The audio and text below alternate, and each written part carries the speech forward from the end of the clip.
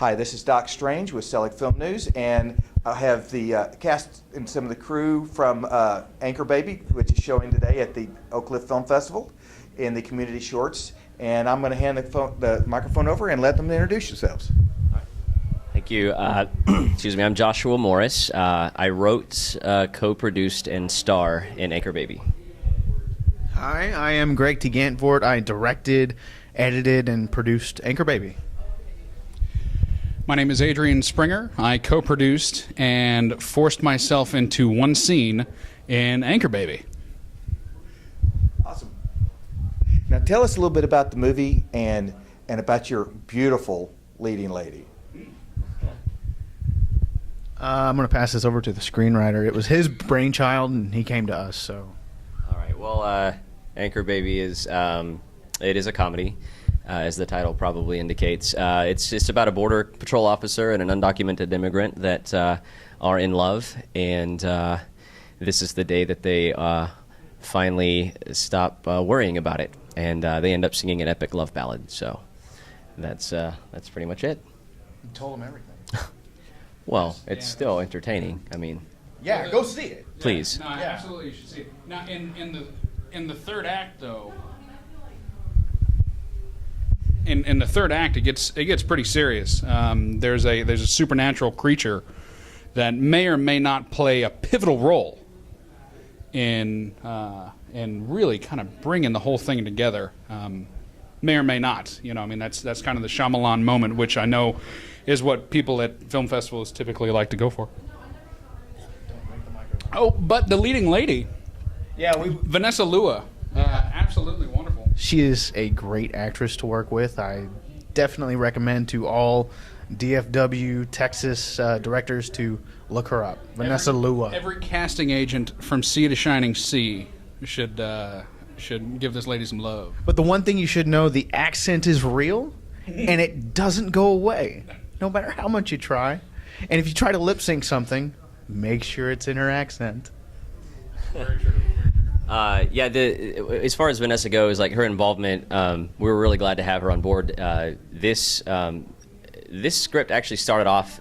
It was supposed to be a sketch that I had written for a sketch show that was going to be on stage, and which was at Dallas Comedy House, and that's where both Vanessa and I perform. We trained and performed there, and so naturally, writing this character, I needed a Hispanic actress who got comedic timing, and I also needed one that could sing as well. But that was a little challenging to find in DFW. So, but she was two strong thirds of that what we needed, and so she was the first person I thought of, and brought her in, and I still had her read. Because I'd never actually seen her act before. I've only ever improvised with her, so I needed to make sure. But yeah, she did fantastic, and I really enjoyed working with her as an actor too. So, Talk to us about making it.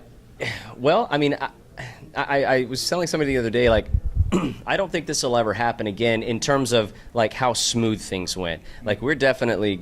This is the first project we've collaborated on, but like I think we're all pretty sold on the idea of keeping it going, right?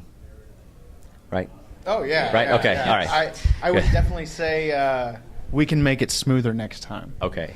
It'll be smoother next time. Well, I mean, I guess in terms of like, all right, yeah. I mean, there were some bumpy moments, but like from start to finish, like I mean, we met over whiskey warmers in Fort Worth. That's at RAR. At RAR Whiskey Warmers, if you haven't had them, they're amazing. RAR Sons Brewery in Fort Worth. Fort Worth, yes. Texas. We're plugging for them right now. 2 parts Fort Worth, 1 part Dallas. You're welcome, Fritz. So, yeah, but from start to finish, from that moment till when we actually wrapped shooting, I think was less than a month. Right? It was right at about 4 weeks. Right. So, and just like, I mean, we poured some money into it, and I mean, we had. So I don't know. I guess everything just kind of like clicked and moved forward pretty quickly and pretty smoothly. There were a couple of things that I got pretty antsy over, but they what? He doesn't ever get antsy. No. He doesn't ever get antsy. I'm cool, man. Anyway, so yeah, anybody else want to talk about the production? Sure. Well, I can tell you about this much. As far as this project and stuff that Greg and I had worked on before, Greg and I, for years now, have both shared a love and a fascination for the Blues Brothers. It is easily one of the greatest films of all time. And we've been saying for a long time, man, how much fun would it be to do a musical or something with music incorporated, because we both come from musical backgrounds. Myself with instrumental stuff, Greg did choir work, vocal work, and you know, we really had this desire to do something that was you know kind of brought out that challenge that's a little different and not the typical thing that a lot of filmmakers are doing these days. And then here comes this email from Josh that says, "Hey, I've got this script and I'm sending over the music to go with it." And Greg calls me and says, "Hey, dude, some guy just sent me a musical." I'm like, get out of here! All right, well, let's take a look at it.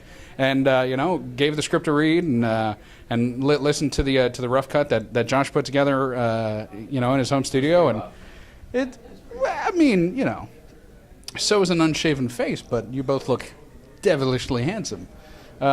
So rough as though it may have been, it was dynamite. We just absolutely, I couldn't wait, and it was written in a way, and the song was just it just clicked, and you could just see it. You see the whole thing just from just a very quick read. I read it. I think it was before I went to work one morning, and the rest of the day, all I could think about was, dude, let's make this musical, man. Let's do something. So it's pretty cool. I don't know. Whenever he first sent me the script, I didn't know who he was. Again, working in this industry, it's all about who you know and the connections that you make. We worked with a man named Colin Dahlgren. Mm-hmm. We had a sketch comedy series called Floater Sketch Comedy. And we did multiple videos with Colin. Colin ended up going out to DCH where he met Joshua here. And they, had always talked about doing stuff together. And you knew that we did videos. And Right. So whenever he sent me that script, he's like, "Oh yeah, I'm a friend of Colin's." I'm like, "Oh no, he's a friend of Colin's." What are we gonna do? Anything. It could be It awesome, could be, or it could be the most absurd. That guy's way smarter than me, so I was just really worried that when I saw that Colin had a connection to it, I was like, "Geez, I don't want to feel stupid." No, but after you read the script, you could really see just that it was funny in the script. And if you have a good script, you have a good movie. That's just the way it is. Man, he's putting them away today.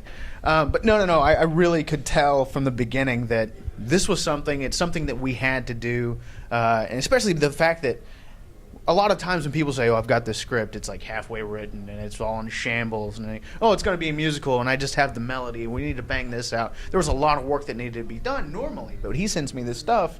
He's got a full. I mean, this is a demo that you would send to studio, saying, "All right, here's the song I've written. It's very rough. We need to put it in a real studio, get it made. Here's the script, start to finish. What do you think?" We really didn't have to do much other than to say yes, and it was an easy yes. And so, yeah. I did want to add one more thing, just because it was a mutual friend through Colin that they were talking about, and when Colin would send out, "Hey, we just made this new video, watch it, whatever," and I would watch it, and the production value was, and that's one of the things I mentioned in my email. I like what you guys have done. Your production value is extremely superior to a lot of stuff, local stuff, and I knew that what I'd written needed that kind of value on the other side of it, and so. But I think that the thing that was most impressive, and these guys won't tell you this, but the thing that I was really kind of a wow factor for me was, they had written a short comedy called Baron von Maniacal that they had filmed, and I think Adrian directed that one. That one actually ended up on Comedy Central's website, adam.com, and won best comedy, best award. So yeah. So these guys, they knew what they were doing, and I knew that, and so that was my main motivation for just sending them this cold email, not knowing them. I figured I had nothing else to lose, and I said, "Are you guys interested?" Greg said, "Send me the script." I did, and here we are. So it was really, it was a good experience. The entire thing was a great experience. So. So tell me, this is the inaugural Oak Cliff Film Festival. What do you think? I am excited. Like, Greg just got married, so this is his first night here. Yeah, I just got back in town from my honeymoon. From his honeymoon. I just happened to be back for the premiere of this. Right. It was originally scheduled for later in the week, for earlier in the week, and I wasn't going to be able to make it. I'm like, oh no, the director's not even going to be at the first showing of this. So, but I'm glad I made it. So far, so good. And Yeah, and me personally have been here every night. Like I was telling Adrian the other day, I carved out my schedule. I knew of Adam, Barack, Jason, and Eric beforehand, just because I've worked with a lot of the same people that they've worked with, and I'm very familiar with what they've done. And I was excited. They're so established as filmmakers around the area. It took me a while to realize that this was the inaugural. I actually thought that Oak Cliff Film Festival had been going for a while, maybe like 2 or 3 years, and I think I told you guys that. Anyway, I think it's fantastic. I said at the very beginning in a previous interview that I love the lineup of films that they have, and so far, like it's been great. Some of the things that we've seen. Austin, so. Yeah, very true. Very true. Us Dallas people are glad we have a home. That's not the other film festival that happens in Dallas. Yeah. I get the very real sense that they know they're great films, and the programming is amazing. For young local people to get their start, I believe, to get their stuff seen in a little bit different atmosphere. It's not as intimidating as going to the other one that we will not mention. Very intimidating. The very I'm large scared one. right now. I do want to caution you though, because the gentleman who runs that other one is coming to our screening tonight. So And that'll be a test. And Yeah. the gentleman who used to be the director of photographers for that other one is Oh. standing in front of you. Oh, all right.